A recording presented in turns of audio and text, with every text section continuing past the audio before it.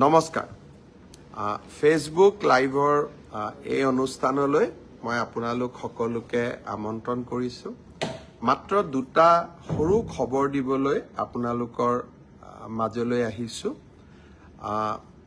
আপোনালোক সকলোৱে বিশেষকৈ আমাৰ যুৱ বন্ধুসকল অত্যন্ত উৎকণ্ঠাৰে সৈতে অপেক্ষা কৰি আছিল যে পুলিচৰ কনিষ্টবলসকলৰ নিযুক্তি কেতিয়াৰে পৰা হ'ব বা কোন দিনাখন হ'ব মই য'তেই মিটিঙলৈকে যাওঁ তাতেই মোক সোধে যে মামা আমি পুলিচৰ ইণ্টাৰভিউৰ পাছ কৰিলোঁ আমি এপইণ্টমেণ্ট লেটাৰ কেতিয়া পাম মই আপোনালোকক আজি জনাব খুজিছোঁ যে আপোনালোকৰ উৎকণ্ঠাৰ অন্ত পৰিলে 3 তাৰিখে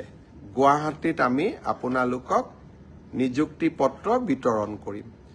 যিসকলে পুলিচ কনিষ্টবল বা কামাণ্ডো এবি ইউবি এছআই যিসকলে পৰীক্ষাত উত্তীৰ্ণ হৈছিলে সকলোকে আমি 3 তাৰিখে নিযুক্তি পত্ৰ দিম আপোনালোক নিযুক্তি পত্ৰ ল'বলৈ গুৱাহাটীলৈ আহিব লগত দেউতা মা বা মাৰ এজনক লৈ আহিব কাৰণ আপোনালোকৰ এই সাফল্যৰ দিনটোত লগত দেউতা বা মাক আপোনালোকে লৈ আহিলে তেওঁলোকেও ভাল পাব আৰু আপোনালোকেও আনন্দ অনুভৱ কৰিব মই সকলো মোৰ অতি মৰমৰ ভাগিনসকলক যিসকলে পৰীক্ষাত পাছ কৰিছে সকলোকে নহয় যিসকলে পৰীক্ষাত উত্তীৰ্ণ হ'ল তেওঁলোকক নিযুক্তি পত্ৰ ল'বলৈ মই 3 তাৰিখে আকৌ এবাৰ নিমন্ত্ৰণ জনালোঁ এতিয়া সকলোৱে ভাবিব যে মই এডিআৰিত পৰীক্ষাত পাছ কৰি আছোঁ মই হেলথত পাছ কৰিছোঁ এগ্ৰিকালচাৰত মই পাছ কৰি আছোঁ আমাৰ নিযুক্তি পত্ৰ কেতিয়া পাম মই এনেকৈ আপোনালোকক যেতিয়াই আমি সাজু হৈ যাওঁ মই এনেকৈ আপোনালোকক খবৰ দি থাকিম আপোনালোক ধৈৰ্যৰে সৈতে অকণমান আমাক সময় দিয়ক ধৈৰ্যৰে সৈতে আপোনালোকে অপেক্ষা কৰক আৰু এটা খবৰ দিব খুজিছোঁ ইতিমধ্যে আমাৰ মেট্ৰিক পৰীক্ষাৰ দিন ঘোষণা কৰা হৈছে আমি এটা আঁচনি আপোনালোকৰ বাবে আগবঢ়াই দিছিলোঁ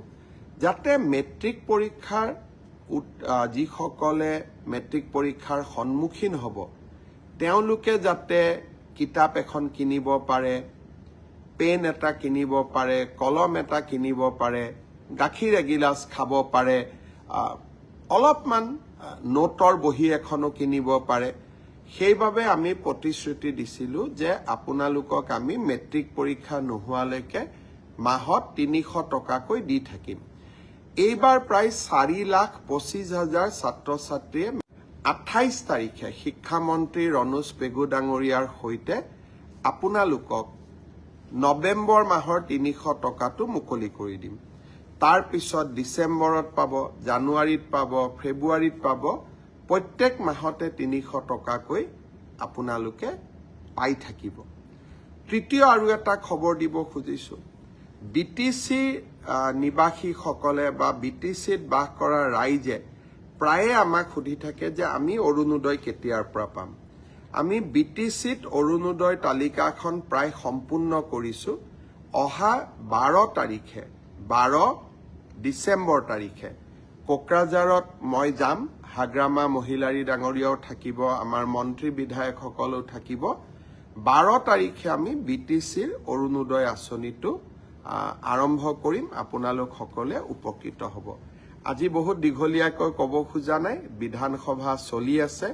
সেইকাৰণে মই ৰাজনৈতিক কথা বতৰা আজি আপোনালোকক ক'ব খোজা নাই চৰকাৰখনে বিকাশৰ কাম কৰি আছে উন্নয়নৰ কাম কৰি আছে আৰু আমি আপোনালোকৰ কাৰণে নিৰন্তৰ কাম কৰি থাকিম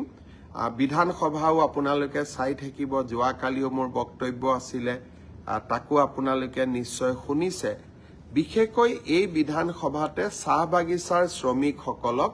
আমি মাটিৰ অধিকাৰো দিম সেইকাৰণে এইকেইদিন বিধানসভাত আহিবলগীয়া আইনবোৰ আপোনালোকে মিডিয়াৰ জৰিয়তে ছ'চিয়েল মিডিয়াৰ জৰিয়তে মোৰ ফেচবুক মোৰ টুইটাৰ মোৰ ইনষ্টাৰ জৰিয়তে আপোনালোকে চাই থাকিব পুনৰ এবাৰ 3টা খবৰ দিলোঁ পুলিচৰ চাকৰি 3 তাৰিখে এপইণ্টমেণ্ট লেটাৰ দিম 28 তাৰিখতে মেট্ৰিকৰ কেণ্ডিডেটসকলে মাহত 300 টকাকৈ পাব আৰু 12 ডিচেম্বৰৰ পৰা BTC-বাসী ৰাইজে অৰুণোদয় পোৱা আৰম্ভ কৰিব। আকৌ এবাৰ আপোনালোকক ধন্যবাদ জনালোঁ মোৰ লগত সংলগ্ন হোৱাৰ বাবে। বহুত বহুত ধন্যবাদ। শুভৰাত্ৰি।